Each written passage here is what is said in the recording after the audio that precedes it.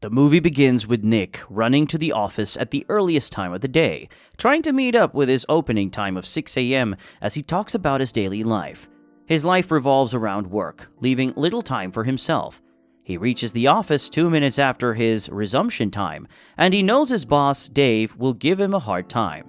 He shares how his grandmother arrived in the country with $20, worked her whole life, and passed away with just $2,000, insufficient even for a casket. According to him, his grandmother couldn't lead a fulfilling life after all the stress because she refused to tolerate nonsense. For success, he believes in enduring criticism without complaint. As for him, he takes shits from his boss. Speaking of the devil, Dave calls him at about the same time asking if he was late for 2 minutes. At first, Nick tries to justify himself, but Dave insists that Nick is 2 minutes late or their company's security time is wrong. He claims he would have to fire their security officer if the clock is wrong, and he immediately goes to make the call. Feeling bad, Nick confesses to resuming late, and Dave reprimands him. Another of Nick's friends, Dale, resumes work after greeting his fiancée, Stacy, goodbye in the car. He works as a dentist assistant, and while he loves his job, he hates his boss, Julia. The reason is that Julia doesn't let go of any opportunity to get sexual at work. She would make provocative comments, and even when he tries to stop her, she would get angry at him. The day Julia pours water on Dale's trousers to reveal his private part, he informs her he is engaged, and she gets pissed because she assumes his relationship is just for intercourse. At work, Dave calls Nick again and reminds Nick of his upcoming promotion. He trusts Nick for the position and offers him a drink, but Nick hesitates because it's morning. Dave insists it's fine, but when Nick accepts, he realizes Dave isn't planning to drink. He confesses taking it out of politeness, but Dave questions if he's blindly following his boss's orders. Nick drops the wine, but Dave refuses to waste it, so Nick drinks it regardless. While Nick and Dale go through the worst office days, their mutual friend, Kurt, gets sweet experiences at work. His boss, Jack, is a very great man and respects everyone. The only issue in his workplace is his boss's son, Bobby, who is disgusting. Kurt doesn't bother about Bobby because he doesn't take orders from Bobby. However, after work that evening, as Jack drives home, he gets a heart attack. Following the day's activities, the friends meet at a bar. They talk about their bosses, and Kurt informs them Jack is dead. They question switching jobs, but Nick expects a promotion, making it unwise. Dale is on the sex offenders list for urinating on a children's playground, hindering his job prospects. They drink on their pain and return to work the next day. Dave announces himself as the new sales manager in a board meeting he called that day. Nick forges at him, throwing him out of the window, but that turns out to be his imagination as Dave leaves after his announcement. Nick confronts Dave about pressuring him to work more for the promotion, but Dave insists he hasn't just motivated him. When Nick threatens to resign, Dave blackmails him, saying that he will write a bad report for him, and he won't get a job in any industry again, forcing Nick to humble himself. Meanwhile, Kurt resumes to Bobby as his new boss. Bobby complains that Kurt is late, but Kurt reminds him he is coming from Jack's funeral. Bobby insists they don't have enough funds and tries to cut their bills, which makes Kurt unhappy.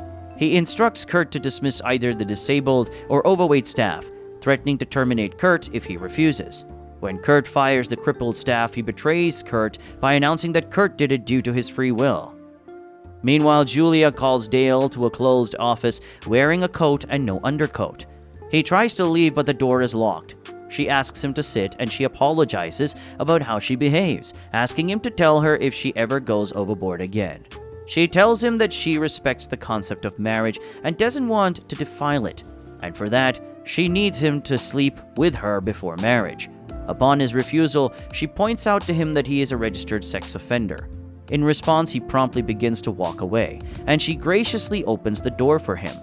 Later that night, the friends gather and jointly decide to quit their jobs. To their surprise, they run into Kenny, an ex-classmate they believed to be highly successful.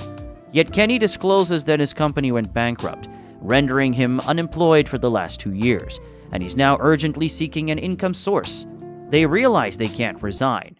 Kurt suggests they kill their bosses, but Nick and Dale can't do that. So the gathering ends.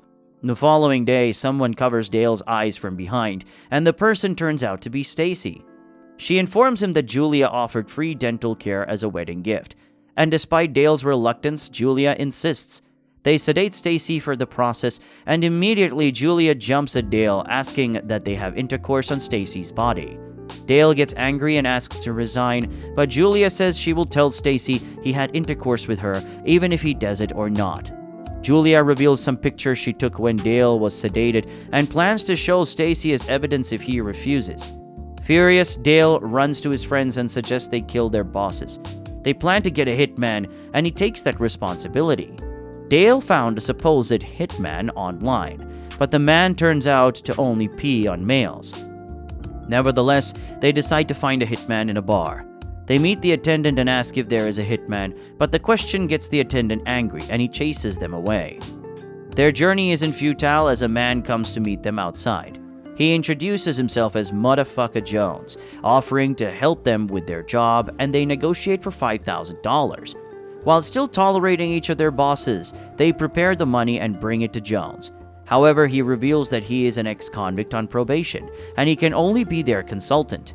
He refuses to return their money, so they sit to listen on his advice. He advises that they make the death look like an accident, but they wonder how to forge 3 accidents. He eventually gives them brilliant advice. That is, they should murder each other's bosses. It seems like a great plan, so the following day they all stake out in front of Bobby's house. When Bobby leaves, they sneak in, discover Bobby's drug use, and accidentally spill the drugs, leading to a night spent cleaning up the mess. While Nick feels their mission is futile, Kurt reveals he took Bobby's phone. They move to their next destination, which is Dave's house. They leave Dale in the car, and the others enter. They search the house and see Dave's beautiful wife.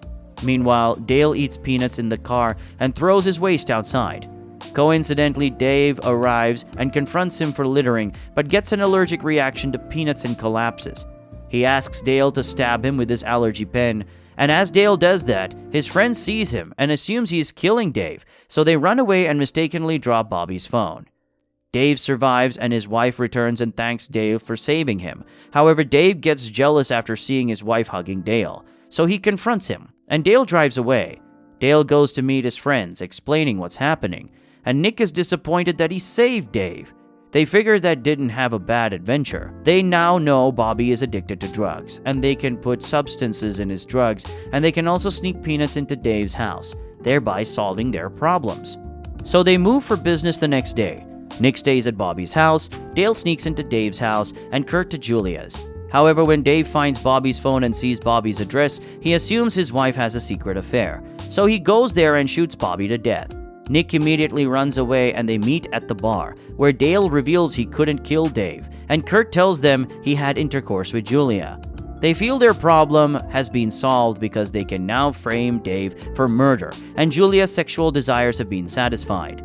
Unfortunately, they are ambushed for questioning by the police since their car was found at Bobby's murder scene.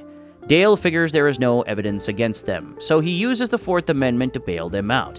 But they find out the forensics team is in the house, and Kurt reveals he has left traces of himself in Bobby's house. Fearing forensics will find them, they return to Jones. He suggests obtaining a confession recording from Dave.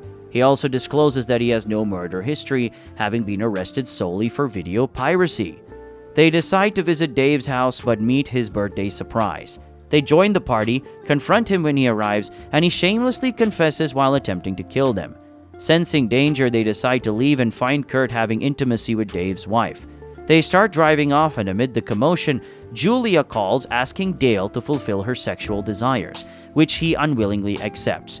While he talks to her about the sexual details, Dave chases them with his car. Unfortunately, they talk about murder, and their car's engine stops, and the AI reports to the police. Dave catches up with them but doesn't intend to kill them. Instead, he shoots himself and throws the gun at them before the police arrive.